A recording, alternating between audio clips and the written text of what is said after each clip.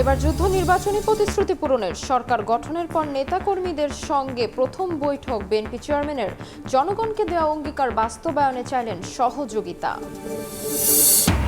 আসছে বাজেটের আকার হতে পারে 9,30,000 কোটি টাকা। জিডিপি প্রবৃদ্ধি হারে 6% লক্ষ্যমাত্রা বাস্তবমুখী বললেও বাস্তবায়নে সতর্ক থাকার পরামর্শ অর্থনীতিবিদের। পশ্চিমবঙ্গে ক্ষমতার পালাবদলে সীমান্তে নতুন শঙ্কা। মুখ্যমন্ত্রীর শপথের দিনই গুলিতে নিহত 2, বুড়িমারিতে অনুপ্রবেশের চেষ্টা। সংখ্যালঘু নির্যাতন বাড়লে প্রভাব পড়বে এপারেও। সড়কে শৃঙ্খলা ফেরাতে চালু হচ্ছে RSPS। ট্রাফিক আইন ভাঙলেই কাটা পড়বে পয়েন্ট, বাতিল হবে লাইসেন্স। একতরফা সাজা চাপানোর অভিযোগ চালকদের, কার্যকারিতা নিয়ে প্রশ্ন।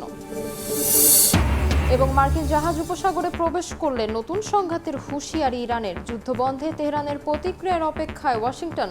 সমঝোতায় বাধা জেভেই পাইদারি।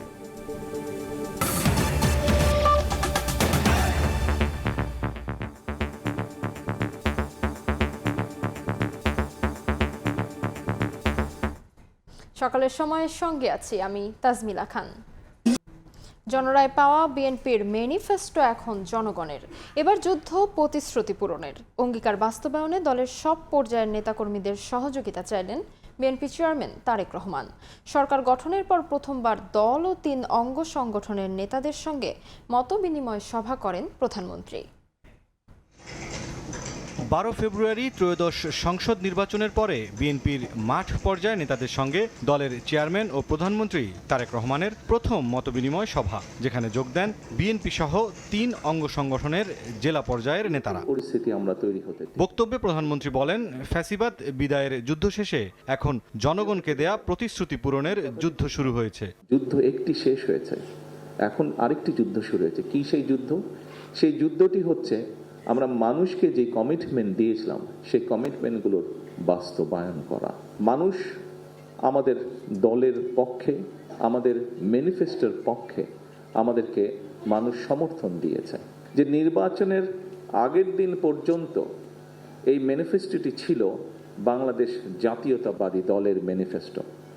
নির্বাচন হয়ে যাওয়ার পরে এবং ফলাফল বের হবার পরে, আমরা বিশেষ করে সরকার গঠন করার পরে ম্যানিফেস্টোটি আমাদের সরকারের তথা বাংলাদেশের জনগণের ম্যানিফেস্টোতে পরিণত হয়েছে। এই ম্যানিফেস্টোতে আমরা যা যা বলেছি, আমাদের সর্বোচ্চ দিয়ে সরকারকে চেষ্টা করতে হবে এই ম্যানিফেস্টোর বাস্তবায়ন করার জন্য। বিএনপির সব পর্যায়ের নেতাকর্মীদের সহযোগিতা ছাড়া জনগণকে দেয়া প্রতিশ্রুতি পূরণ করা সম্ভব নয় বলেও মন্তব্য করেন সরকার প্রধান। আমরা বলি বর্তমান সরকার বিএনপি সরকার, অর্থাৎ সরকার ঠিকই আছে কিন্তু বিএনপি সরকার। সেজন্য বিএনপি যদি সহযোগিতা না করে অনেক ক্ষেত্রেই সরকার সফল হতে পারবে না। এবং বিএনপির সফলতা তখনই নির্ভর করছে যখন আপনারা এখানে উপস্থিত প্রত্যেকটি মানুষ এবং আপনারা যাদেরকে নেতৃত্ব দিচ্ছেন তাদেরকে সাথে নিয়ে সরকারের পেছনে এসে না দাঁড়ান। তা এর বাইরেই হলে আমরা সরকারকে কাঙ্ক্ষিত লক্ষ্যে নিয়ে যেতে পারব না। দিনব্যাপী এই রুদ্ধদ্বার বৈঠকে দলের মহাসচিব মির্জা ফখরুল ইসলাম আলমগীর সহ উপস্থিত স্থায়ী কমিটির নেতারা। মুরসালিন হক জুনায়েদ, সময় সংবাদ, ঢাকা। সংস্কার নিয়ে প্রতিশ্রুতি ভঙ্গ করছে বিএনপি। রাজধানীতে কূটনৈতিক সংলাপে এমন অভিযোগ করেছেন এনসিপির আহ্বায়ক নাহিদ ইসলাম। এদিকে জাপান সফর শেষে ঢাকায় ফিরে বিরোধী দলীয় নেতা ও জামায়াত আমির ডক্টর শফিকুর রহমান বলেছেন, বাস্তবায়ন চান প্রবাসীরাও। বর্তমান সংসদ সংবিধান সংস্কার পরিষদে পরিণত হবে এ বিষয়ে এখনও আশাবাদী জাতীয় নাগরিক পার্টি এনসিপি। শনিবার রাজধানীতে বিভিন্ন দেশের কূটনৈতিকদের নিয়ে এনসিপির সংলাপে এসব কথা বলেন বিরোধী দলীয় চিফ হুইপ ও এনসিপির আহ্বায়ক নাহিদ ইসলাম। সংস্কার প্রশ্নে বিএনপির বিরুদ্ধে প্রতিশ্রুতি ভঙ্গের অভিযোগ আনেন নাহিদ ইসলাম। বলেন, বিরোধী দলকে রাজপথে নামতে বাধ্য করছে সরকারি দল। সরকার বা বিএনপি একটা ছলচাতুরি করছে। তারা জুলাই সনদকে জুলাই আদেশ বা গণভোটের সাথে একটা বাইনারিতে নিয়ে গেছে এবং তার উপরে স্থান দিচ্ছে। এদিকে 7 দিনের জাপান সফর শেষে শনিবার সকালে দেশে ফিরেছেন জামাতের আমির ডক্টর শফিকুর রহমান। শাহজালাল বিমানবন্দরে তিনি জানান, দেশের মানুষের পাশাপাশি প্রবাসীরাও গণভোটের রায় ও জুলাই সনদের বাস্তবায়ন চায়। এরা গলায় জড়াইয়ে ধরে বলল, যদি সুস্থ হয়ে ফিরে যাই, জাতির জন্য প্রয়োজন বারবার লড়াই করব। কিন্তু আমাদের গণভোটের রায় আর জুলাই সনদ দুইটা যেন অক্ষরে বাস্তবায়ন হয়। পশ্চিমবঙ্গে বিজেপির ক্ষমতায় আসা পর্যবেক্ষণ করছে বিরোধী দল বলেও মন্তব্য করেন জামাত আমির। আমরা ইন্ডিয়া সরকারের প্রতি অনুরোধ জানাবো, বিশেষ কোনো ধর্ম, বর্ণ কিংবা গোত্রকে যেন টার্গেট করে কারো কোনো ক্ষতি সাধন করা না হয়। সীমান্তে পুশ ইন নিয়েও বিরোধী দল পর্যবেক্ষণ করছে বলেও এ সময় জানান ডাক্তার শফিকুর রহমান। পুশিনের যে বিষয়টা বলেছেন এটা আরো যাচাই বাছাই করে। আলতাফ হোসাইন, সময় সংবাদ, ঢাকা। আপন ও সবচেয়ে নিরাপদ আশ্রয়স্থল, নিজের হাজারো ত্যাগ স্বীকার করে সন্তানকে দেয় এগিয়ে চলার শক্তি।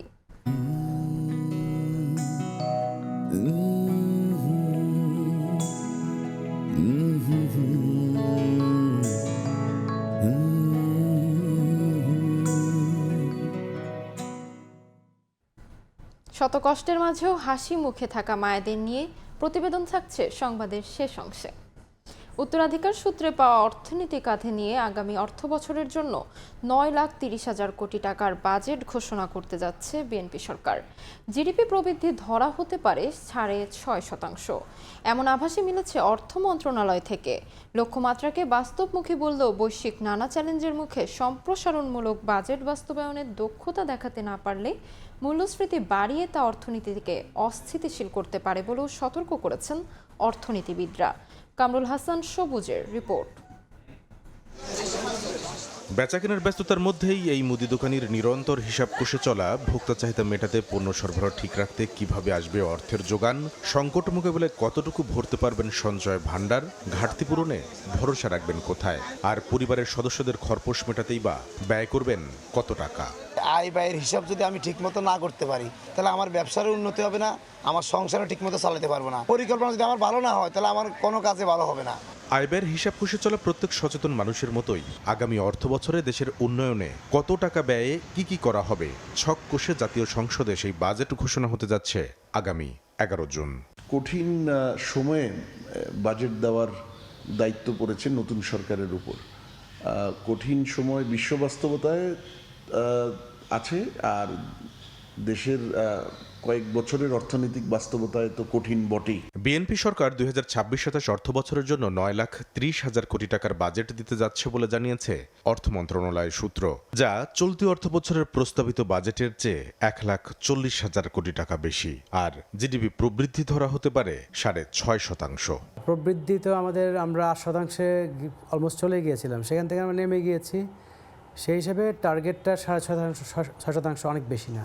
স্বৈরশাসনের অবসান ঘটিয়ে 1991 সালে রাষ্ট্র ক্ষমতায় এসেই ভ্যাট প্রচলন করে রাজস্ব আদায়ে যুগান্তকারী পদক্ষেপের জানান দিয়েছিল বিএনপি। 2 দশক পর দেশ পরিচালনার দায়িত্ব নিয়ে এবারও বাজেটে নতুনত্ব আনবে বলে আশা এনবিআর এর সাবেক এই চেয়ারম্যানের।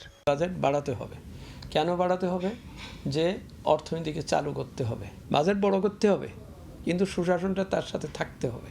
তবে হরমুজ প্রণালী ঘিরে মধ্যপ্রাচ্য সংঘাত দীর্ঘ হলে পণ্য ও কাঁচামাল সরবরাহে যে নেতিবাচক প্রভাব পড়বে বিশ্ব অর্থনীতিতে, সেই বাস্তবতায় এই সম্প্রসারণমূলক বাজেট বাস্তবায়নে মুনশিয়ানা দেখাতে না পারলে রিজার্ভের চাপ তৈরি, মূল্যস্ফীতি বৃদ্ধি সহ অর্থনীতি অস্থিতিশীল হয়ে উঠতে পারে বলে সতর্ক করছেন এই অর্থনীতিবিদ। ইলেকশনের 1 সপ্তাহ পরেই তো যুদ্ধ লেগে গেল। এই সরবরাহ সংকট যেখানে থাকে সেখানে সম্প্রসারণমূলক বাজেট দিয়ে সমস্যাটাকে আরো জটিল করে দেওয়া হয়। বাস্তবায়ন হলে এটা যদি উৎপাদন না বাড়ায়, কারণ চাহিদার সংকটে তো উৎপাদন ব্যাহত না, তো টাকাটা বাজারে ঢুকে যাচ্ছে, এর ফলে মূল্যস্ফীতি এমনি খুবই উচ্চ পর্যায়ে আছে, এটার উপর ফার্দার চাপ সৃষ্টি হবে। অর্থ মন্ত্রণালয়ের সূত্র বলছে আগামী অর্থ বছরের বাজেট বাস্তবায়নে রাজস্ব আদায়ের লক্ষ্যমাত্রা 6,95,000 কোটি টাকা ধরা হতে পারে।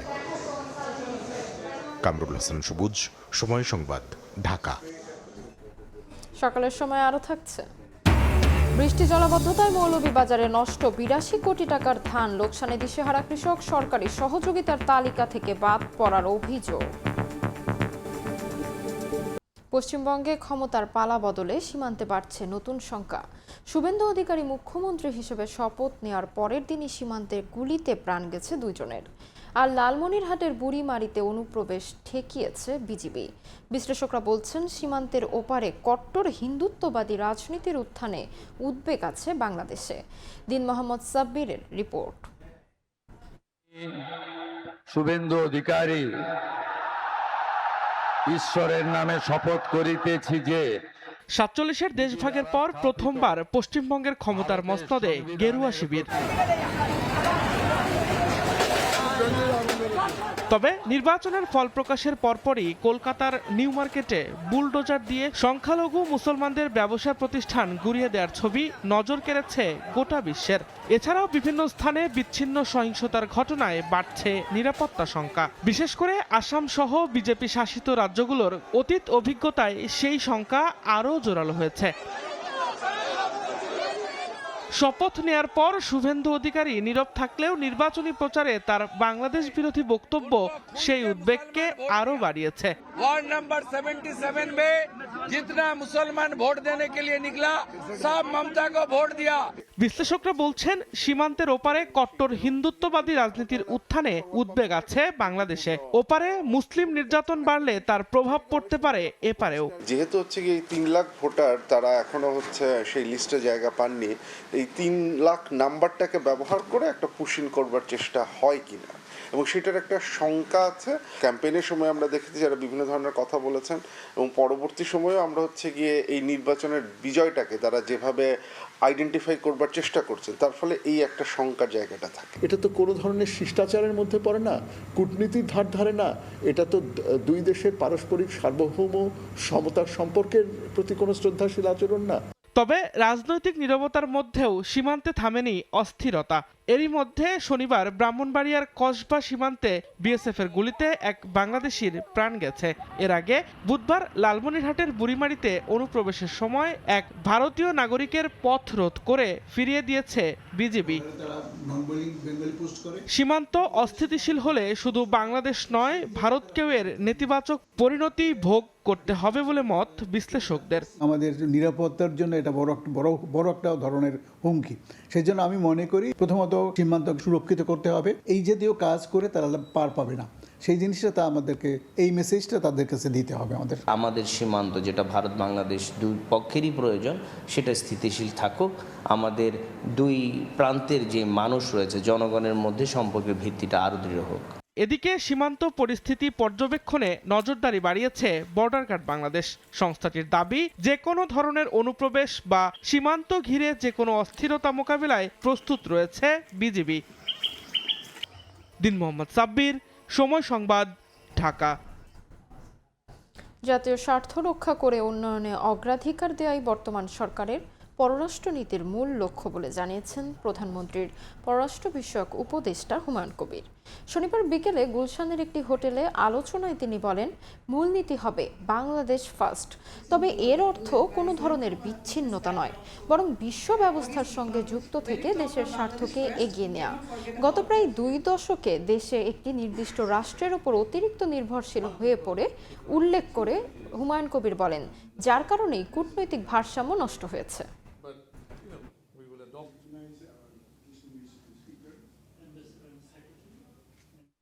Our foreign policy is based on the aspirations of putting Bangladesh first.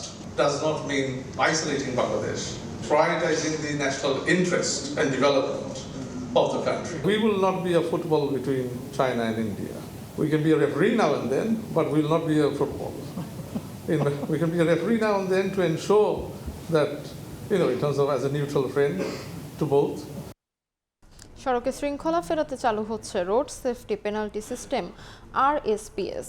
Apps ভিত্তিক এ সেবায় ট্রাফিক আইন লঙ্ঘন করলেই কাটা পড়বে পয়েন্ট। এভাবে পয়েন্ট শূন্য হয়ে গেলে বাতিল হবে ড্রাইভিং লাইসেন্স। চালকরা বলছেন, যত্রতত্র যাত্রী নামার কারণে নিয়ম ভাঙে বেশিরভাগ সময়। তাই একতরফা চালকদের উপর সাজা রেখে যাত্রীদেরও দায়িত্বশীল হওয়ার আহ্বান তাদের। এদিকে ব্যাপক আইন লঙ্ঘনের বাস্তবতায় কার্যকারিতা নিয়ে সংশয়ে বিশেষজ্ঞরা। শফিকুজ্জামান রুবেলের রিপোর্ট, ছবি তুলেছেন সাইফুল ইসলাম। যানজট আর বিশৃঙ্খল সড়ক রাজধানী ঢাকায় যেন নিয়তি। প্রতিদিন নিয়ম ভাঙাই যেন নিয়ম। রাস্তা পারাপার আর যান চলাচল সবই চলে হুড়হুড়িতে। নিত্যকার এমন দৃশ্য বলে দেয় কতটা অসহায় আমাদের ট্রাফিক বিভাগ। এমন বাস্তবতায় সড়কে চালু হচ্ছে road safety penalty system RSPS। BRT এর এই ডিজিটাল ব্যবস্থা ট্রাফিক আইন ভাঙলেই স্বয়ংক্রিয়ভাবে কাটা হবে ড্রাইভিং লাইসেন্সের পয়েন্ট। সড়ক পরিবহন আইন 2018 অনুযায়ী প্রতিটি লাইসেন্সে রয়েছে 12 পয়েন্ট। নিয়ম ভাঙলে পয়েন্ট কমবে আর শূন্যে পৌঁছলে লাইসেন্স বাতিল। এই ব্যবস্থায় ট্রাফিক পুলিশের হাতে থাকবে স্মার্ট ডিভাইস, যার মাধ্যমে তাৎক্ষণিকভাবে রেকর্ড হবে অপরাধ। অ্যাপ ভিত্তিক সেবা চালু হলে সড়কে চালক ট্রাফিক বাক বিতণ্ডতা কমবে, শৃঙ্খলা ফিরবে যান চলাচলে, বলছেন ট্রাফিক পুলিশ। আমাদের জন্য এটা অনেক বড় সুবিধা হবে, কারণ আমরা তো ফিজিক্যালি মামলা করি, মানুষের সাথে মাঝে ঝামেলা এবং অনেক হ্যারাসমেন্টের শিকার হই। এটা থেকে আমরা একটু মুক্তি পাবো। তবে চালকরা বলছেন চুক্তিভিত্তিক গাড়ি চললে যাত্রী ওঠানামায় নিয়ম মানা কঠিন। সিঙ্গেলে তাকে নামাইতেই হবে, হ্যালো ওইখানে যে কোনো মূল্যেও তাকে নামাইতে হবে। গাড়ি সারাদিন কষ্ট করে চলে রাতেবেলা দেই বেতন নাকি 100 টাকা ইনকাম কম দেয়, চাবিটা দিয়ে দেবো মালিককে করে। টার্গেটে না করে আমাদের যদি মাসিক ভিত্তিতে করে দেওয়া হয় তাহলে আমাদের জন্য আরো বেটার হবে, আমরা আইনটা সহজে মানতে পারবো। এ বিষয়ে অ্যাপ চালু হওয়ার আগে কথা বলতে চাননি BRT এর চেয়ারম্যান। বিশেষজ্ঞরা বলছেন উদ্যোগটি প্রশংসনীয় হলেও বাস্তবায়ন হতে সমষ্টিগত উদ্যোগ নিতে হবে। যেভাবে আমাদের সড়ক ব্যবস্থাপনা উশৃঙ্খল এবং বিশৃঙ্খল হয়ে গেছে, আমার ধারণা এখানে 95% চালকই নিয়ম মানছে না। তারা ট্রিপ বেসিসে সড়কে বাসগুলি চালাচ্ছে, তাদের কোনো বেতন নাই। তো এই চালক তো আসলে সড়কে নামার পর বেপরোয়া হবে, এটা কিন্তু স্বাভাবিক। উদ্যোগটা অবশ্যই ভালো, কিন্তু একই সাথে আমার সড়কের যে বিশৃঙ্খল পরিস্থিতি, তার যে রুট কজ যেটা আছে, সেই রুট কজেও কিন্তু আমাদের কাজ করতে হবে। ধাপে ধাপে সারা দেশে চালু হচ্ছে RSPS, যার লক্ষ্য একটাই, নিরাপদ ও শৃঙ্খলিত সড়ক ব্যবস্থা গড়ে তোলা। বিশেষজ্ঞরা বলছেন এ পদ্ধতি আলোর মুখ দেখবে, তবে বাস্তবায়নে কঠোর নজরদারি দরকার। তাহলে কি সড়কের বিশৃঙ্খলা থেকে এবার মুক্তি মিলবে? সময় বলে দেবে এই অবাধ্য চরিত্রগুলোকে কতটা আবদ্ধ করা গেল নিয়মের গণ্ডিতে। শফিকুজ্জামান রুবেল, সময় সংবাদ, ঢাকা। চলতি মাসে বৃষ্টি আর জলাবদ্ধতায় মৌলভীবাজারে 82 কোটি টাকা মূল্যের ধান নষ্ট হয়েছে। এমন লোকসানে দিশেহারা কৃষকেরা। তবে কৃষি বিভাগ বলছে শীঘ্রই তালিকা তৈরি করে ক্ষতিগ্রস্ত কৃষকদের সহযোগিতা করা হবে। শাহ অলিদুর রহমানের পাঠানো তথ্য ও মোহাম্মদ ইয়ারুপ আহমেদের ছবি নিয়ে রিপোর্ট। হাওরের বিস্তীর্ণ এলাকা জুড়ে জলাবদ্ধতা, ডুবে থাকা ধান গাছে ধরেছে পচন। গত সপ্তাহের টানা বৃষ্টিতে মৌলভীবাজারের হাইল, কাইনজার, হাকালুকি সহ সব হাওরের বেশিরভাগ জমির ধান ক্ষতিগ্রস্ত। কৃষকরা বলছেন অনেক ধান নষ্ট হয়ে গেছে। এখন যেসব ধান কাটা হচ্ছে সেগুলো থেকে পচা দুর্গন্ধ ছড়াচ্ছে। কিছু ধান ভালো থাকলেও রোদের অভাবে শুকাতে না পারায় তাও নষ্ট হয়ে যাচ্ছে। তলিয়ে থাকা জমি থেকে কিছু ফসল রক্ষা করার আশায় এখন ধান কাটছেন তারা। অনেক লাখ খেতি জমি ফাইনে ডুবে গেছে। ডুবার কারণে মানুষের ধান উঠাইতে পারছে না। 40 মণ ধান গেরা আইছে, তা চাউল হইতো না। কোন তো আর কিতা করবার, সব তলিয়ে গেছে। আর যেগুলা তুলিয়ে আনছিলাম ওগুলা তো আর পাওয়ার আশা নাই, গেরা হয়ে গেছে। আমার রাজ্যের টাকা ঋণ হয়ে গেছে, গেরিয়া গরিব মানুষের আইনা তা খালি খাত ধরছে। সরকারি নির্দেশে এরই মধ্যে ক্ষতিগ্রস্ত কৃষকদের তালিকা তৈরি করেছে কৃষি বিভাগ। তবে তালিকার বাইরে থেকে যাওয়ার অভিযোগ অনেক কৃষকের। পর্যবেক্ষণ করতে গিয়ে দেখেছি প্রায় 100 কোটি টাকার মতো কৃষকের ফসলের ক্ষতি হয়েছে। কৃষি বিভাগ বলছে শীঘ্রই যথাযথ তালিকা করে ক্ষতিগ্রস্ত কৃষকদের সহযোগিতা করা হবে। ক্ষতিগ্রস্ত কৃষকের তালিকা প্রণয়নের কাজ চলছে। আমরা তালিকা ধরে কৃষকদেরকে অবশ্যই সরকারি সহায়তা দেব এবং মাননীয় প্রধানমন্ত্রীর নির্দেশ মোতাবেক আমাদের সেই প্রণোদনার কাজ আমরা বাস্তবায়ন করব। মৌলভীবাজারের হাওর এলাকায় এবার বোরো মৌসুমে 62,400 হেক্টর জমিতে ধান চাষ করা হয়েছে। উৎপাদনের লক্ষ্যমাত্রা 2,81,250 মেট্রিক টন। সময় সংবাদ, মৌলভীবাজার। ভারী বর্ষণে হবিগঞ্জ জেলায় 11,700 হেক্টর বোরো ধান নষ্ট হয়ে গেছে। এতে ক্ষতিগ্রস্ত হয়েছে অন্তত 22,000 কৃষক। তবে গত কয়েকদিনের রোদে অবশিষ্ট ফসল তুলতে দিনরাত কাজ করছেন কৃষকরা। হাওরের সর্বশেষ খবর জানাতে এই মুহূর্তে বানিয়ারচর হাওরে আছেন সহকর্মী রাশেদ আহমেদ খান। সরাসরি যুক্ত হচ্ছি তার সাথে। অতিবৃষ্টি ও টানা বর্ষণে হবিগঞ্জের প্রায় 12,000 হেক্টর জমি পানিতে তলিয়ে গেছে এবং বিশেষ করে প্রায় 8,700 হেক্টর জমি একেবারেই পানিতে তলিয়ে ধান সব নষ্ট হয়ে গেছে। আমরা দেখেছি যে গত এক সপ্তাহ থেকে হবিগঞ্জে যে রৌদ্রের যে ঝলকানি, এই ঝলকানিতে তলিয়ে যাওয়া যে ধান অবশিষ্ট রয়েছে, এই অবশিষ্ট ধানগুলা কৃষকরা চেষ্টা করছেন তাদের সাধ্যমতো তারা যাতে শুকিয়ে গুলায় তোলার। আমরা আজকে সকাল থেকে ছিলাম বানিয়াচংয়ের বিভিন্ন মাঠে। আমরা দেখেছি যে কৃষকরা ভোর থেকে এখানে কৃষক এবং কৃষানীরা তারা বিভিন্ন তাদের যে পচা, আধা পচা যে ধান তারা সংগ্রহ করেছেন, এই ধানগুলো শুকানোর কাজে তারা ব্যস্ত রয়েছেন। বিশেষ করে হবিগঞ্জে প্রায় 22,000 কৃষক ক্ষতিগ্রস্ত হয়েছেন বলে কৃষি বিভাগ জানিয়েছে এবং কৃষি বিভাগের সর্বশেষ যে তথ্য অনুযায়ী জানানো হয়েছে যে হবিগঞ্জের 476 কোটি টাকার ক্ষতি হয়েছে ধানের।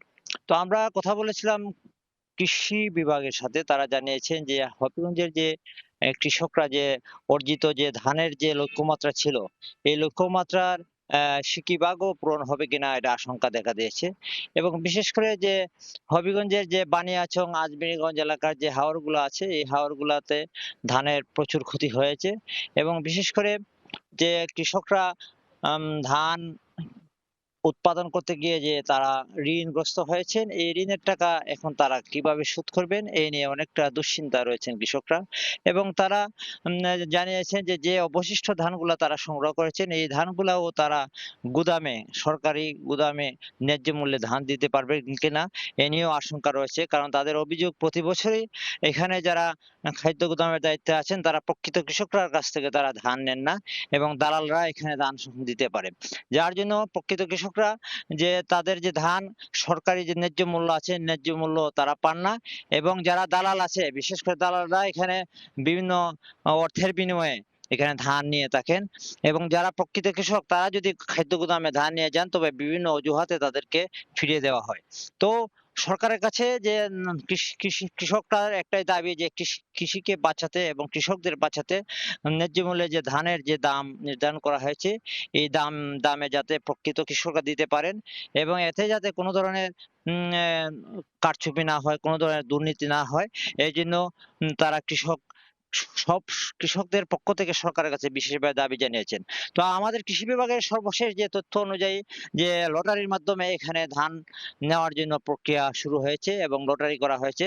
তবে এই লটারির মাধ্যমে লটারিতে প্রকৃত কৃষকরা আছে কিনা এবং প্রকৃত কৃষকরা এই ধান দিতে পারবেন কিনা এইটা নিয়ে কৃষকরা এখন একটা আশঙ্কা রয়েছে। তো সব মিলিয়ে আসলে হবিগঞ্জের যে কৃষকরা অনেকটা আশঙ্কা রয়েছে এবং দুশ্চিন্তা রয়েছেন, তারা ভবিষ্যতে তারা কৃষি কাজ করতে পারবেন কিনা এ নিয়েও তাদের একটা শঙ্কা রয়েছে। তো এই ছিল আজকে হবিগঞ্জের হাওর অঞ্চলের কৃষকের সর্বশেষ খবর। সরাসরি যুক্ত ছিলাম হবিগঞ্জের হাওর অঞ্চল থেকে। সকালের সময় আরও থাকছে। লেবাননে দখলদার বাহিনীর আক্রমণে নিহত ৩৯, হিজবুল্লাহর পাল্টা হামলায় প্রাণ গেছে ৩ ইসরায়েলি সেনার। বৃহস্পতিবার যুদ্ধবিরতি নিয়ে দ্বিতীয় দফা আলোচনা দুপক্ষের। খেলার মাঠ সংকটে প্রাণ চাঞ্চল্য হারাচ্ছে ময়মনসিংহ নগরী।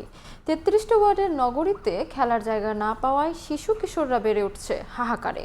সিটি কর্পোরেশন উন্নীত হয় ৮ বছর পেরিয়ে গেলেও কোথাও গড়ে ওঠেনি নিজস্ব পার্ক, বিনোদন কেন্দ্র। মোবাইল ফোনের নীল আলোয় আসক্ত হচ্ছে শিশুরা। শেখ মাহবুব আলমের ক্যামেরায় আরও জানাচ্ছেন ওবায়দুল হক। ব্রহ্মপুত্রের তীর ঘেঁষে গড়ে ওঠা জনপদ ময়মনসিংহে দিনকে দিন বেড়েছে জনবসতি। আবাসন চাহিদা মেটাতে সবুজ সরিয়ে আকাশ আটকানোর চেষ্টায় ব্যস্ত ভবনগুলো।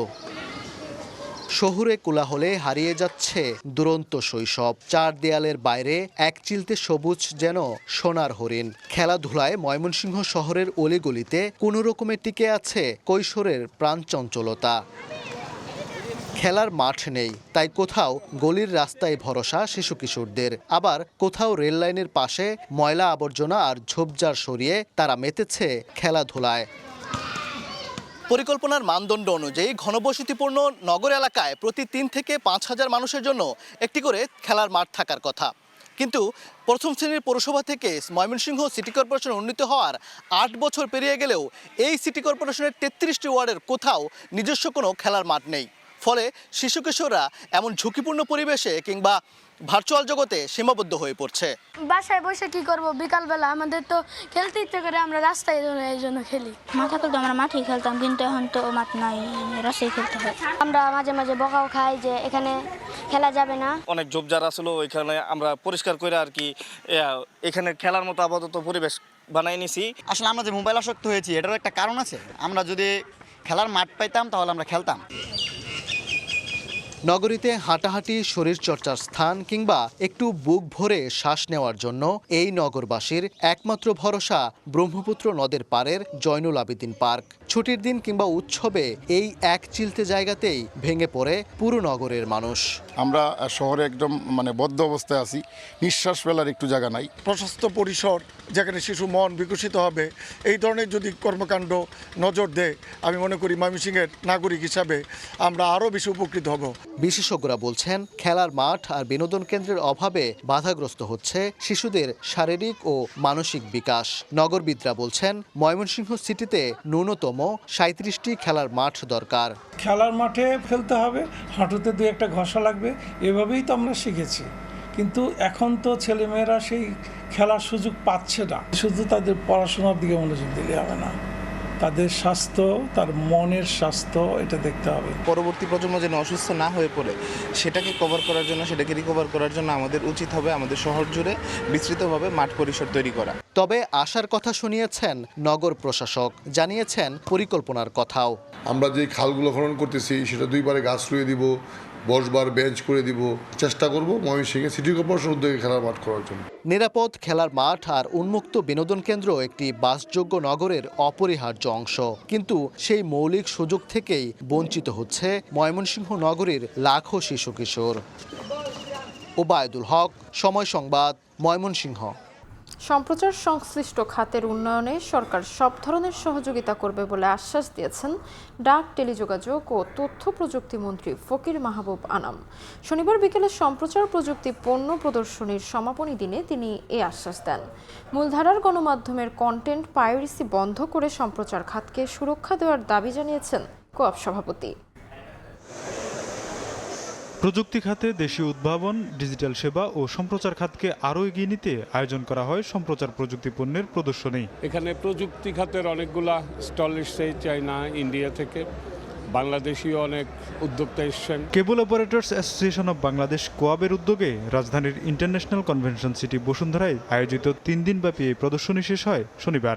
কানেক্টিভিটির প্রযুক্তিতে মোটামুটি সব প্রযুক্তি এখন বাংলাদেশে অ্যাভেলেবেল। উন্নত প্রযুক্তি ব্যবহারের মাধ্যমে আন্তর্জাতিক মানের সম্প্রচার সেবা নিশ্চিত করতে এই আয়োজন বড় ভূমিকা রাখবে বলে প্রত্যাশা আয়োজক সংগঠনের। প্রতিষ্ঠিত সরকারকে পেয়েছি, সরকারের কাছে আমাদের যে দাবি দাওয়াগুলো ছিল সেগুলোকে তুলে ধরতে সক্ষম হয়েছি। আইসিটি মিনিস্টার এসেছেন, তাকে আমরা আমাদের যে ব্যবসায়িক অন্তরায় সেই পাইরেসি নিয়ে আমরা কথা বলেছি এবং পাইরেসি বন্ধের ব্যাপারে উনি আমাদের আশ্বস্ত করেছেন। মূলধারার গণমাধ্যমের কন্টেন্ট পাইরেসি বন্ধ করে সম্প্রচার খাতকে সুরক্ষা দিতে সরকারের কাছে দাবি জানান কোঅপ সভাপতি। আমাদের এই মেলার আয়োজনের মূল উদ্দেশ্যই হলো নতুন প্রযুক্তির সাথে আমাদের যারা উদ্যোক্তা আছেন তাদেরকে পরিচিত করিয়ে দেওয়া, আধুনিক প্রযুক্তির সাথে নিজেদেরকে কিভাবে খাপ খাইয়ে নেবে এবং সেই প্রযুক্তি গ্রহণ করে গ্রাহকদেরকে কিভাবে উন্নত সেবা প্রদান করবে, সেই লক্ষ্যকে সামনে রেখে আমাদের মূলত এই আয়োজন। সমাপনী অনুষ্ঠানে প্রধান অতিথির বক্তব্যে প্রযুক্তি ব্যবহারের নৈতিকতা, গ্রাহকের তথ্য নিরাপত্তা এবং মানসম্মত সেবা নিশ্চিত করতে সরকার ব্যবসায়ীদের সহযোগিতা করবে বলে জানান ডাক, টেলিযোগাযোগ ও প্রযুক্তি মন্ত্রী। IPTV, fibre to the home এবং কৃত্রিম বুদ্ধিমত্তার ব্যবহার, কন্টেন্টের বৈচিত্র্যতা ও মান বজায় রাখা জরুরি। এবং তৃতীয়ত, আন্তর্জাতিক অংশীদারিত্ব গড়ে তোলা, যাতে বাংলাদেশ বিশ্বের বিভিন্ন দেশের সাথে প্রতিযোগিতায় অবতীর্ণ হতে পারে। এবার এক্সপোতে দেশি বিদেশি 67টি প্রতিষ্ঠান সর্বাধুনিক কেবল টিভি, ব্রডকাস্টিং, যোগাযোগ প্রযুক্তি ও সেবা প্রদর্শন করে বলে জানিয়েছে মন্ত্রণালয়। তোফাজ্জল হোসাইন, সময় সংবাদ, ঢাকা। সিলেট জেলা ও দায়রা জজ আদালতের আওতায় 6টি ও মহানগরের 2টি আদালতে বিচারক নেই। এ অবস্থায় বিচারাধীন মামলাগুলোর কার্যক্রম স্থবির হয়ে পড়েছে। চরম ভোগান্তিতে পড়েছেন বিচার প্রার্থীরা। তাই দ্রুত নিয়োগের মাধ্যমে বিচার কার্যক্রম স্বাভাবিক করার দাবি জানিয়েছেন ভুক্তভোগী ও সংশ্লিষ্টরা। দিগেন সিংহের ছবিতে জয়ন্ত কুমার দাসের রিপোর্ট। সিলেটের জেলা ও দায়রা জজ আদালতের আওতায় 21টি আদালতের মধ্যে 6টিতেই নেই বিচারক। 26 ফেব্রুয়ারি সিনিয়র জেলা ও দায়রা জজ বদলির পর থেকেই গুরুত্বপূর্ণ এই আদালতটি বিচারক শূন্য। জকিগঞ্জ, গোয়াইনঘাট ও বিয়ানীবাজার সিভিল জজ আদালত সহ সদর অতিরিক্ত পারিবারিক আদালত 1-এর বিচারক বদলির কারণে এসব আদালতও ফাঁকা। মহানগর দায়রা জজ ও মেট্রোপলিটন ম্যাজিস্ট্রেট আদালতেও একই অবস্থা। তবে ভারপ্রাপ্ত বিচারকদের মাধ্যমে চলছে কার্যক্রম। বিচারক শূন্যতার কারণে বেশ কিছু গুরুত্বপূর্ণ আদালত ও ট্রাইব্যুনালের কার্যক্রম অনেকটা স্থবির হয়ে পড়েছে, যার ফলে বিচার প্রার্থীরা চরম ভোগান্তিতে পড়েছেন। সাক্ষী দিতে থাকে না। দিনের পর দিন আমরা কোর্টে আসতে থাকি, কিন্তু আইসা দেখি কোর্টে বিচারক নাই। বিচার প্রত্যাশী যারা আসে তারা এসে বিচার পায় না, আদালত উঠে না, ভোগান্তি শিকার হচ্ছে। আমরা জোর দাবি জানাইলাম সরকারে দ্রুত আমাদের জেলা জজ সাহেব এবং মহানগরের জজ সাহেব স্থানটা পূরণ করার লাগি আর কি। আদালতে দীর্ঘ সময় বিচারক না থাকায় গুরুত্বপূর্ণ মামলাগুলো এগুচ্ছে না। তবে শিগগিরই বিচারক শূন্য আদালতে নিয়োগের প্রত্যাশা আইনজীবীদের। বারের প্রতিনিধি হিসাবে জনগণের কাছে আমরা আসলে মুখোমুখি হচ্ছি, আমরা উত্তর দিতে পারতেছি না কেন এই আমাদের এই যে বিচারক যে শূন্যতা হয়। জনগণের যে অতিরিক্ত যে ভোগান্তি হয় সেটা হচ্ছে হয়তো নিয়মিত কোর্ট হচ্ছে না বলে একটা মামলার জট বা সময় ক্ষেপণ হচ্ছে। অচিরেই আমরা এই সংকটটা কাটিয়ে উঠতে পারবো। বিচারকরা আমরা নতুন বিচারকরা পাবো, যে সমস্ত আদালতে বিচারক নাই আমরা পাবো, এটা আমার দৃঢ় বিশ্বাস। জনগণের আইনি অধিকার রক্ষায় বিচার বিভাগে পর্যাপ্ত সংখ্যক নিয়োগের বিকল্প দেখেন না নাগরিক সমাজের প্রতিনিধিরা। ন্যায় বিচার পাওয়া কিন্তু একটা অধিকার, সেই মৌলিক অধিকারের জায়গা থেকে আমরা তাকে অধিকারটা দিতে পারছি না। এটা আসলে রাষ্ট্রের উচিত তাকে খুব দ্রুত আরও বিচারকের সংখ্যা বাড়ানো, নতুন বিচারক নিয়োগ দেওয়া। সিলেট মহানগর দায়রা জজ আদালতে 1500টি এবং জেলা ও দায়রা জজ আদালতে প্রায় 2000 মামলা বিচারাধীন। জয়ন্ত কুমার দাস, সময় সংবাদ, সিলেট। জামালপুরে ব্রহ্মপুত্র ও যমুনা নদীর চরাঞ্চলে বেড়েছে ভুট্টার আবাদ। অন্য ফসল বাদ দিয়ে ভুট্টা চাষে ঝুঁকে পড়েছে এই অঞ্চলের চাষিরা। এতে জমির উর্বরতা নষ্ট হবার আশঙ্কা করছেন কৃষি কর্মকর্তারা। জামালপুর থেকে জাহাঙ্গীর আলমের তথ্য, আবুল কালাম আজাদের তোলা ছবি নিয়ে রিপোর্ট। চরাঞ্চলের মাটি, অনুকূল আবহাওয়া, তুলনামূলক কম খরচে বেশি লাভ এবং কৃষি বিভাগের প্রণোদনা সব মিলিয়ে জামালপুরে দিন দিন জনপ্রিয় হয়ে উঠছে ভুট্টা চাষ। জেলার মাদারগঞ্জ, মেলান্দহ, ইসলামপুর ও দেওয়ানগঞ্জে সবচেয়ে বেশি ভুট্টার আবাদ হয়েছে। ইতোমধ্যে আগাম জাতের ভুট্টা তোলা শুরু করেছেন চাষিরা।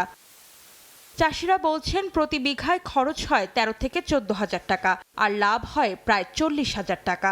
প্রথমত মনে করেন ভুট্টা দিব হয় লাভ আছে, ধান লাগাবার গেলে ধানের মধ্যে খরচ বেশি, ভুট্টা চাষ করবার গেলে ভুট্টার মধ্যে খরচ কম। ধানের আবাদ কিছু কিছু করি খাওয়ার জন্য, ধান আমরা ভুট্টার আবাদ দিয়ে চাষি বেশি লাগাইতেছি।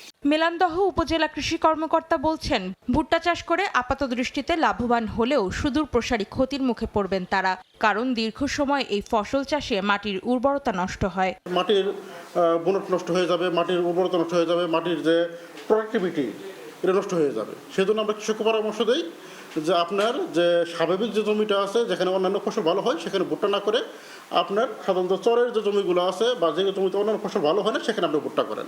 জেলা কৃষি বিভাগের তথ্য মতে এবছর জেলায় 27,000 হেক্টর জমিতে ভুট্টা চাষ হয়েছে, যা আগের বছরের তুলনায় 5,000 হেক্টর বেশি। সময় সংবাদ, জামালপুর। কোরবানির ঈদকে কেন্দ্র করে শেরপুরের পাহাড়ি এলাকায় প্রস্তুত করা হয়েছে 35,000-এর বেশি পশু। চাহিদা থাকায় এরই মধ্যে আসতে শুরু করেছে পাইকাররা। প্রাণী সম্পদ বিভাগ বলছে প্রাকৃতিক পরিবেশে বেড়ে ওঠা এসব পশু সম্পূর্ণ নিরাপদ। শহীদুল ইসলাম হীরার পাঠানো তথ্য ও বাবু চক্রবর্তীর ছবি নিয়ে রিপোর্ট।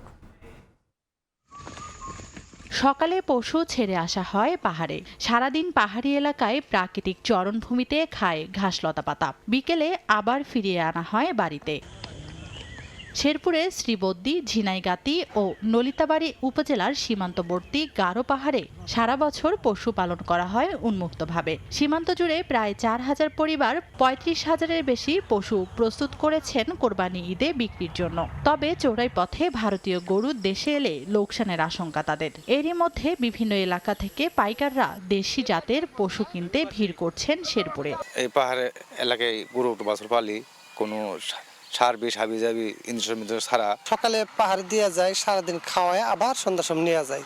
আর কোরবানির জন্য যে আমরা গরুটা পালি সেগুলো মাংস খুব স্বাদ লাগে, তার জন্য এগুলো চাহিদা বেশি। কিন্তু হঠাৎ করে যদি ইন্ডিয়ান এলচি গরুগুলা বাংলাদেশে ঢুকে তখন আমরা এই বাজার মূল্যটা আর পাই না। পাহাড়ের পরিবেশে প্রাকৃতিক উপায়ে পালন করা পশুর মাংস নিরাপদ ও স্বাস্থ্যসম্মত বলে জানিয়েছেন প্রাণী সম্পদ বিভাগ। ঝিনাইগাতি সীমান্তবর্তী অঞ্চলের এই দেশি গরু সারগুলোর আরো চাহিদা বেশি থাকে, তো আমরাও মনে করি যে এই বছরও মানুষজন এই গরুগুলো কিনে কোরবানির স্বাচ্ছন্দ্য দিতে পারবে। প্রাণী সম্পদ বিভাগের তথ্য মতে এবার কোরবানির হাটের জন্য শেরপুরে প্রস্তুত করা হয়েছে প্রায় 92,000 পশু, আর স্থানীয় চাহিদা রয়েছে 63,000 পশুর।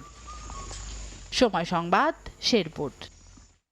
দেখছেন সকালের সময়। মার্কিন জাহাজ উপসাগরে প্রবেশ করলে নতুন সংঘর্ষের হুঁশিয়ারি দিয়েছে ইরানের সামরিক সূত্র। এদিকে যুদ্ধ বন্ধে তেহরানের প্রতিক্রিয়ার অপেক্ষায় রয়েছে ওয়াশিংটন, এমনটাই জানিয়েছেন মার্কিন প্রেসিডেন্ট ডোনাল্ড ট্রাম্প। তবে এই সমঝোতার সম্ভাবনা কালো ছায়া হয়ে এসেছে ইরানের কট্টরপন্থী জোভেই পায়দারি বা এন্ডুরেন্স ফ্রন্ট। যুক্তরাষ্ট্রের সঙ্গে যে কোনো সমঝোতাকে আত্মসমর্পণ হিসেবে দেখছে তারা। হরমুজ প্রণালী ঘিরে যুক্তরাষ্ট্র ও ইরানের মধ্যে নতুন করে উত্তেজনা ছড়িয়ে পড়েছে। অবরোধ ভেঙে ইরানি বন্দরে প্রবেশের চেষ্টা করা তেলবাহী জাহাজে মার্কিন হামলায় কয়েকজন নিখোঁজ হয়েছেন বলে দাবি করে ইরানি সংবাদ মাধ্যম, যদিও স্থানীয় এক কর্মকর্তা সেই তথ্য অস্বীকার করেন। এদিকে হরমুজ এলাকায় আবারও সংঘর্ষ হতে পারে বলে সতর্ক করেছে ইরানের সামরিক সূত্র। তাদের দাবি, মার্কিন জাহাজ উপসাগরে প্রবেশ করলে কঠোর জবাব দেয়া হবে। উত্তেজনার মধ্যে মার্কিন প্রেসিডেন্ট ডোনাল্ড ট্রাম্প জানিয়েছেন যুদ্ধ বন্ধে ইরানের প্রতিক্রিয়ার অপেক্ষায় রয়েছে ওয়াশিংটন। ওয়াল স্ট্রিট জার্নালের তথ্য অনুযায়ী পাকিস্তানের মধ্যস্থতায় দুই দেশ 14 দফার একটি সমঝোতা স্মারক তৈরির চেষ্টা করছে, যেখানে ইরানের পারমাণবিক কর্মসূচি, হরমুজ প্রণালীর নিরাপত্তা এবং নিষেধাজ্ঞা শিথিলের মতো গুরুত্বপূর্ণ বিষয় রয়েছে। তবে নিষেধাজ্ঞা প্রত্যাহার ও নিরাপত্তা নিশ্চয়তা নিয়ে এখনো বড় মত পার্থক্য রয়ে গেছে। কূটনৈতিক এই প্রচেষ্টার বিরুদ্ধে সবচেয়ে বেশি সক্রিয় হয়ে উঠেছে ইরানের কট্টরপন্থী জেভি পায়দারি বা এন্ডুরেন্স ফ্রন্ট। 1979 সালের ইসলামিক বিপ্লবের আদর্শকে রক্ষার দাবি করা এই গোষ্ঠী যুক্তরাষ্ট্রের সঙ্গে যে কোনো সমঝোতাকেই আত্মসমর্পণ হিসেবে দেখছে বলে উঠে এসেছে CNN-এর প্রতিবেদনে। এমনকি তারা আলোচনায় অংশ নিয়ে ইরানি কর্মকর্তাদেরও প্রকাশ্যে সমালোচনা করছেন। ইরানের নতুন নেতৃত্ব ঐক্যের বার্তা দিলেও এই গোষ্ঠী দেশটির ভেতরে বিভক্তি আরও স্পষ্ট করে তুলছে।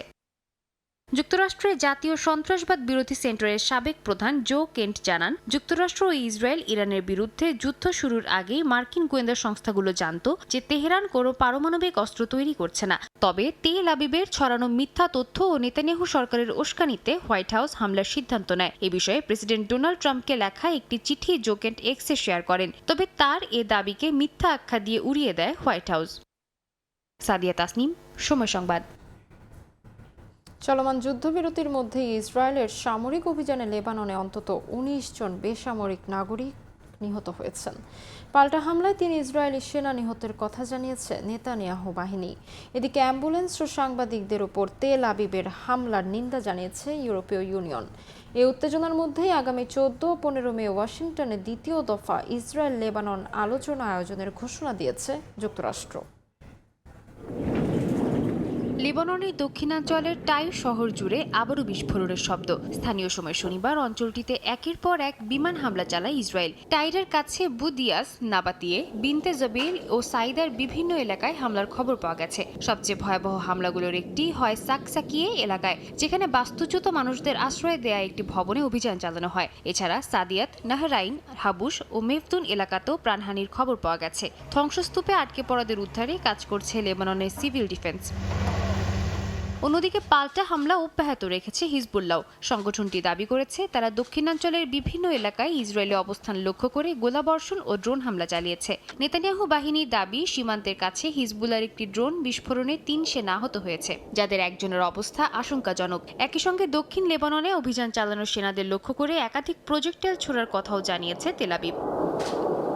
এদিকে হাসপাতাল, অ্যাম্বুলেন্স ও সাংবাদিকদের উপর হামলার নিন্দা জানিয়েছেন ইউরোপীয় ইউনিয়নের সংকট ব্যবস্থাপনা প্রধান হাদজাল হাবিব। লেবানন সফরে তিনি বলেন, মানবিক সহায়তা প্রস্তুত থাকলেও অনেক ক্ষেত্রেই তা ক্ষতিগ্রস্ত মানুষের কাছে পৌঁছানো যাচ্ছে না। আন্তর্জাতিক মানবাধিকার আইন মেনে চলার আহ্বানও জানান তিনি। তবে যুদ্ধবিরতি কার্যকর থাকলেও লেবাননের দক্ষিণাঞ্চলের ভেতরে এখনও প্রায় 10 কিলোমিটার পর্যন্ত অবস্থান ধরে রেখেছে ইসরায়েলি বাহিনী। এই উত্তেজনার মধ্যেই আগামী 14 ও 15 মে ওয়াশিংটনে দ্বিতীয় দফা ইসরায়েল লেবানন আলোচনা আয়োজনের ঘোষণা দিয়েছে যুক্তরাষ্ট্র। তবে বৈরুত বলছে আলোচনা শুরুর আগে ইসরায়েলকে হামলা বন্ধ করতে হবে। বিশ্লেষকদের মতে চলমান হামলা পাল্টা হামলার মধ্যে যুদ্ধবিরতি ধরে রাখা ক্রমেই কঠিন হয়ে উঠছে এবং পরিস্থিতি আবারও পূর্ণমাত্রা সংঘাতে রূপ নিতে পারে। সাদিয়া তাসনিম, সময় সংবাদ। রাশিয়া ইউক্রেন সংঘাত প্রায় শেষের দিকে বলে মন্তব্য করেছেন রুশ প্রেসিডেন্ট ভ্লাদিমির পুতিন। যদিও ন্যাটোকে দায়ী করে ইউক্রেন যুদ্ধকে ন্যায্য বলে অভিহিত করেছেন তিনি। চলমান উত্তেজনার মধ্যেই মস্কোর সঙ্গে সামরিক সহযোগিতা জোরদারের বার্তা দিয়েছে পিয়ংইয়ং। এদিকে যুদ্ধবিরতির মধ্যে ইউক্রেন ৮,০০০ বারেরও বেশি হামলা চালিয়েছে বলে দাবি করেছে রাশিয়া। ভিক্টরি ডে উপলক্ষে শুক্রবার মধ্যরাত থেকে কার্যকর হওয়া যুদ্ধবিরতি সত্ত্বেও ইউক্রেন রাশিয়ার ব্যাপক হামলা চালিয়েছে বলে জানিয়েছে রুশ প্রতিরক্ষা মন্ত্রণালয়। মস্কোর হিসাব অনুযায়ী মোট ৮,৯৭০টি যুদ্ধবিরতি লঙ্ঘনের ঘটনা ঘটেছে। এর মধ্যে ড্রোন ও আর্টিলারি ব্যবহার করে হামলা ছিল প্রধান। ক্রিমিয়া, বেলগোরদ ও কুর্স্ক সহ একাধিক অঞ্চলেও আঘাতের কথা জানায় রাশিয়া। মস্কো বলছে তারা প্রতিরক্ষামূলক অবস্থানে থেকে চুক্তি মেনে চলেছে, তবে পাল্টা জবাবও দেয়া হয়েছে। একই দিন দেয়া ভাষণে রাশিয়া ইউক্রেন সংঘাত দ্রুত শেষ হতে পারে বলে আশা প্রকাশ করেন রুশ প্রেসিডেন্ট ভ্লাদিমির পুতিন। যদিও এই যুদ্ধকে ন্যায্য বলে উল্লেখ করে কিয়েভকে ন্যাটো সমর্থিত আগ্রাসী শক্তি হিসেবে অভিহিত করেন তিনি। দ্বিতীয় বিশ্বযুদ্ধের স্মৃতি টেনে বর্তমান সংঘাতকে ঐতিহাসিক ধারাবাহিকতার অংশ হিসেবে তুলে ধরেন। সীমিত অংশগ্রহণ ও কঠোর নিরাপত্তার মধ্যেই অনুষ্ঠিত হয় এবারের কুচকাওয়াজ।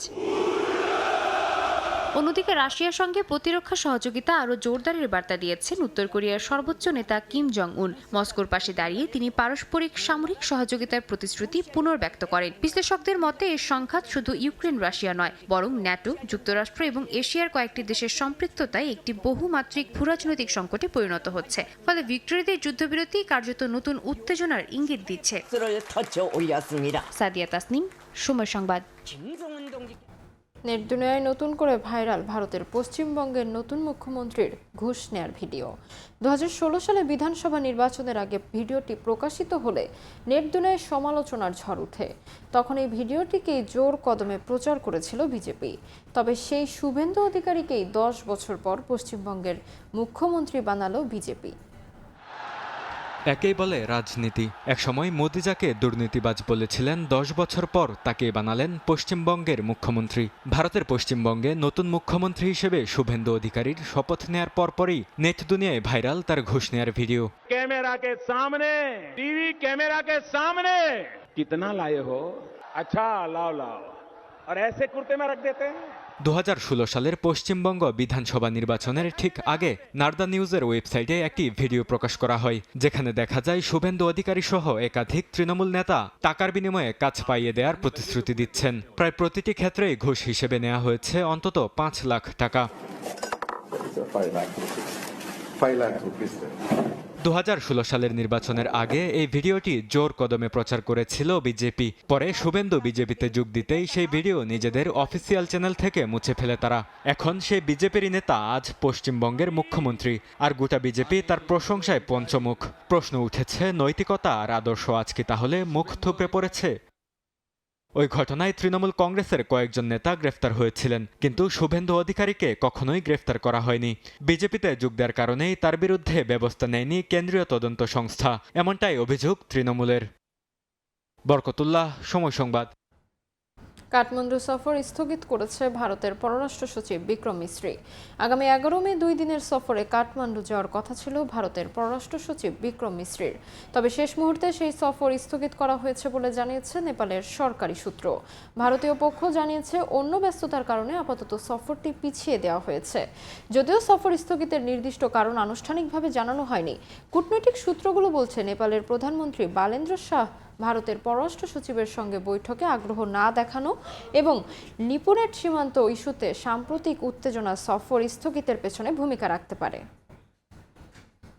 মহাসাগরের মাঝখানে বিলাসবহুল প্রমোত্তরী, আর তার ভেতরেই আতঙ্ক ছড়াচ্ছে প্রাণঘাতী হান্টাভাইরাস। একের পর এক মৃত্যুর ঘটনায় জাহাজ জুড়ে জারি হয়েছে কঠোর সতর্কতা। যাত্রীদের কেবিনবন্দি রাখা থেকে শুরু করে আন্তর্জাতিক কন্ট্যাক্ট ট্রেসিং সব মিলে পরিস্থিতি ঘিরে উদ্বেগ বাড়ছে। যদিও বিশ্ব স্বাস্থ্য সংস্থা বলছে এটি নতুন কোনো কোভিড পরিস্থিতি নয়। নেদারল্যান্ডসের বিলাসবহুল প্রমোত্তরী এমবি হুন্দিয়াসে হান্টা ভাইরাসে আক্রান্ত হচ্ছেন অন্তত 5 জন। সংবাদ মাধ্যম জানায় আক্রান্তদের মধ্যে রয়েছেন 2 জন ভারতীয় নাগরিকও। এ পর্যন্ত ভাইরাসটিতে 3 জনের মৃত্যু নিশ্চিত করা হয়েছে। মারা যাওয়া ব্যক্তিদের মধ্যে রয়েছেন 69 বছর বয়সী এক ডাচ নারী, তার স্বামী এবং একজন জার্মান যাত্রী। গত 1 এপ্রিল আর্জেন্টিনা থেকে যাত্রা শুরু করা জাহাজটি 10 মে স্পেনের ক্যানারি দ্বীপপুঞ্জে পৌঁছানোর কথা রয়েছে। প্রাদুর্ভাব শনাক্ত হওয়ার পর জাহাজে থাকা সব যাত্রীকে নিজ নিজ কেবিনে অবস্থান করতে বলা হয়। যাদের মধ্যে উপসর্গ দেখা যাচ্ছে তাদের তাৎক্ষণিক নেওয়া হচ্ছে আইসোলেশনে। এছাড়াও সংক্রমণ শনাক্ত হওয়ার আগেই যারা নেমে গেছেন তাদের খুঁজে বের করতে যুক্তরাজ্য, সুইজারল্যান্ড, নেদারল্যান্ডস সহ কয়েকটি দেশে শুরু হয়েছে কন্টাক্ট ট্রেসিং। বিশ্ব স্বাস্থ্য সংস্থার সংক্রমণ রোগ বিশেষজ্ঞ মারিয়া ভ্যান জানিয়েছেন, জাহাজের সবাইকে মাস্ক পরার নির্দেশ দেওয়া হয়েছে। সন্দেহভাজন রোগীদের সংস্পর্শে থাকা ব্যক্তিদের অতিরিক্ত সুরক্ষা সরঞ্জাম ব্যবহারের পরামর্শ দেওয়া হয়েছে। তবে বিশ্ব স্বাস্থ্য সংস্থা বলছে, পরিস্থিতি গুরুতর হলেও বৈশ্বিক জনস্বাস্থ্যের জন্য ঝুঁকি এখনো কম। হান্টা ভাইরাসের এই প্রাদুর্ভাব নিয়ে উদ্বেগ বাড়লেও মারিয়া ভ্যান স্পষ্ট করে বলেছেন, এটি নতুন কোনো কোভিড মহামারীর সূচনা নয়। তার ভাষায় এটি একটি সীমিত প্রাদুর্ভাব, যা কেবল একটি প্রমোত্তরিতেই দেখা গেছে। শিউলি রোজা, সময় সংবাদ। দেখছেন সকালের সময়। ভারতের কারণে পেছাচ্ছে সাফ চ্যাম্পিয়নশিপ। নির্ধারিত সময় সেপ্টেম্বরে নয়, টুর্নামেন্টটি পিছিয়ে অনুষ্ঠিত হতে পারে নভেম্বরে, কারণ একই সময় আসিয়ান কাপের ম্যাচ ও অন্যান্য সূচিতে ব্যস্ত থাকবে দলটি। ভারতকে ছাড়া সাফ আয়োজন করতে চায় না দক্ষিণ এশিয়ার ফুটবল ফেডারেশন। এবারের আসর বাংলাদেশেরই হবে বলে নিশ্চয়তা দিয়েছেন সাফ সভাপতি কাজী সালাউদ্দিন। দক্ষিণ এশিয়ার ফুটবলের সবচেয়ে বড় আসর সাফ চ্যাম্পিয়নশিপ। নিয়ম অনুযায়ী এবারের আয়োজক বাংলাদেশ। সেপ্টেম্বরে মাঠে গড়ানোর কথা টুর্নামেন্টটি, কিন্তু ভারতের কারণে বেঁধেছে বিপত্তি। নতুন করে তৈরি হয়েছে অনিশ্চয়তা। সেপ্টেম্বর উইন্ডোতে সাফ চ্যাম্পিয়নশিপ খেলতে পারবে না বলে জানিয়েছে অল ইন্ডিয়া ফুটবল ফেডারেশন। একই সময় আসিয়ান কাপের ম্যাচ খেলবে ব্লু টাইগার্স। আছে বেশ কয়েকটি ফিফা ফ্রেন্ডলি ম্যাচও। আর ভারতকে ছাড়া সাফ আয়োজন করবে না দক্ষিণ এশিয়ান ফুটবল ফেডারেশন। কিছু বলার তো এখন ইন্ডিয়া ছাড়া সাফ করাও তো নাই, তাই না? ওই উইন্ডোতে, নভেম্বর উইন্ডোতে আমাদের দক্ষিণ এশিয়ার ফুটবলে ভারতের প্রভাব সবচেয়ে বেশি। বাণিজ্যিক মূল্য, দর্শক আগ্রহ আর সম্প্রচার সবকিছুতেই ভারতের উপস্থিতি গুরুত্বপূর্ণ। তাই ভারত ছাড়া টুর্নামেন্ট আয়োজনের ঝুঁকি নিতে চাইছে না সাফ কর্তৃপক্ষ। তবে এই পরিকল্পনা চ্যালেঞ্জের মুখে ফেলবে বাফুফেকে, কারণ নভেম্বর উইন্ডোতে লিথুয়ানিয়ার সঙ্গে ফ্রেন্ডলি ম্যাচ খেলার প্রস্তাব পেয়েছে বাংলাদেশ। আলোচনা চলছে আরো কয়েকটি দেশের সঙ্গে। বাংলাদেশ কি করবে আমি তো জানি না। এছাড়া 9 থেকে 17 তারিখ নভেম্বর উইন্ডোতে সময় মাত্র 8 দিন। এই অল্প সময়ে টুর্নামেন্ট শেষ করা বেশ কঠিনই হবে। এবারের সাফের ভেন্যু নিয়েও ছিল জটিলতা। নিয়ম অনুযায়ী আয়োজক বাংলাদেশ হলেও বিকল্প ভেন্যু নিয়েও হয় আলোচনা। তবে সব শঙ্কা উড়িয়ে দিয়েছেন সাফ সভাপতি কাজী সালাউদ্দিন। এছাড়া আসন্ন সাফে আফগানিস্তানের মতো দলকে অন্তর্ভুক্ত করার পরিকল্পনা থেকেও সরে এসেছে দক্ষিণ এশিয়ান ফুটবল ফেডারেশন। সবশেষ সাফ চ্যাম্পিয়নশিপ অনুষ্ঠিত হয়েছিল ভারতের বেঙ্গালুরুতে। ফাইনালে কুয়েতকে হারিয়ে শিরোপা জেতে ভারত। অন্যদিকে বাংলাদেশ বিদায় নেয় গ্রুপ পর্ব থেকেই। তবে সাম্প্রতিক সময় বাংলাদেশের ফুটবলে নতুন করে আশার আলো দেখছেন সমর্থকরা। হামজা শমীদদের মতো প্রবাসী ফুটবলারদের অন্তর্ভুক্তিতে জাতীয় দল নিয়ে প্রত্যাশা বেড়েছে সবার। তামিম হোসেন, সময় সংবাদ। দিবসের গণ্ডি নয়, মায়ের প্রতি ভালোবাসা হোক প্রতিদিন প্রতিক্ষণের। স্বার্থের ব্যাকরণ বোঝে না মায়ের ভালোবাসা। মা মানে মরুর বুকে এক চিলতে শীতল ঝর্ণা। মা থাকুক চির জাগরুক সন্তানের অন্তরে। বিশ্ব মা দিবসের সব মায়ের প্রতি ভালোবাসা।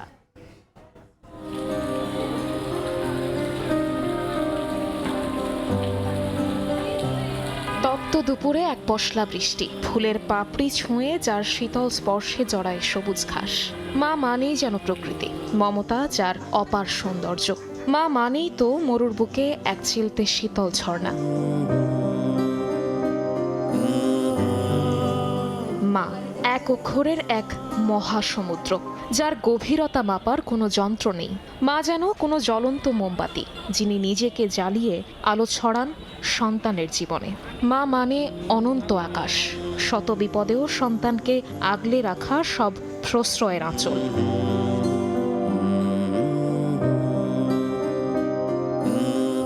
মা মানে পরম নির্ভরতা, আজন্ম নিরাপদ আশ্রয়। মা হচ্ছেন পৃথিবীর একমাত্র ব্যাংক, যেখানে সমস্ত আবদার, কান্না আর অভিমান জমা রাখি সুদ ছাড়াই। আমি আমার মা বলতে পুরো পৃথিবীটাকেই বুঝি। আর হচ্ছে আমার জীবনে যত অর্জন, আমার জীবনে যত কিছু, সব কিছুর পেছনে আমার মায়ের ভূমিকা সবচেয়ে বেশি। আমার মা ছাড়া আমার দুনিয়ায় চলবে। তো আমার কাছে আলটিমেটলি মনে হয় যে মার বিষয়ে বলে আসলে শেষ করা সম্ভব না। আমার কাছে আমার মা হচ্ছে আল্লাহর প্রদত্ত সবচেয়ে বড় উপহার। আমার মা আমার কাছে শুধু মা না, আমার মা আমার কাছে বেস্ট ফ্রেন্ড। স্বার্থের ব্যাকরণ বোঝে না মায়ের ভালোবাসা, তাই মায়ের এক চিলতে হাসির কাছে ফিকে পৃথিবীর সব হিল জহরত। মাকে বিশেষায়িত করার জন্য কোনো স্পেসিফিক দিবসের দরকার নেই, মা তো মাই। আমার এই রাজনীতি এবং দেশপ্রেমের পেছনে সবচেয়ে বড় কারিগর আমার মা। বাবার থেকে বেশি সাপোর্ট পাইছি মা সব সময়। তো মাকে নিয়ে আসলে বলার কিছু না, আমার কাছে ব্যাখ্যা বলতে আমি শুধু এতটুকুই বুঝি যে আমার আম্মা মানে আমার কাছে সব কিছু। দিনক্ষণ দিবসে মায়ের জন্য ভালোবাসা নয়, মা থাকুক চিরজাগরুক সন্তানের অন্তরে। বিশ্ব মা দিবসে সব মায়ের প্রতি ভালোবাসা। শবনব নিবিড়, সময় সংবাদ, ঢাকা। এই পর্যায়ে শীর্ষ সংবাদগুলো জানিয়ে দিচ্ছে আরও একবার। এবার যুদ্ধ নির্বাচনী প্রতিশ্রুতি পূরণের সরকার গঠনের পর নেতাকর্মীদের সঙ্গে প্রথম বৈঠক বিএনপি চেয়ারম্যানের। জনগণকে দেওয়া অঙ্গীকার বাস্তবায়নে চাইলেন সহযোগিতা। আসছে বাজেটের আকার হতে পারে 9,30,000 কোটি টাকা। জিডিপি প্রবৃদ্ধি 9.5%। লক্ষ্যমাত্রা বাস্তবমুখী বললেও বাস্তবায়নে সতর্ক থাকার পরামর্শ অর্থনীতিবিদের। এবং পশ্চিমবঙ্গে ক্ষমতার পালাবদলে সীমান্তে নতুন শঙ্কা। মুখ্যমন্ত্রীর শপথের দিনই গুলিতে নিহত 2। বুড়িমারিতে অনুপ্রবেশের চেষ্টা। সংখ্যালঘু নির্যাতন বাড়লে প্রভাব পড়বে এপারেও। এই ছিল সকালের সময়। এরপর আন্তর্জাতিক সময় নিয়ে সঙ্গে থাকবেন সহকর্মী কাজল আব্দুল্লাহ। ধন্যবাদ। আন্তর্জাতিক সময় নিয়ে আসছি কিছুক্ষণ পরে, সঙ্গে থাকুন সময়ের।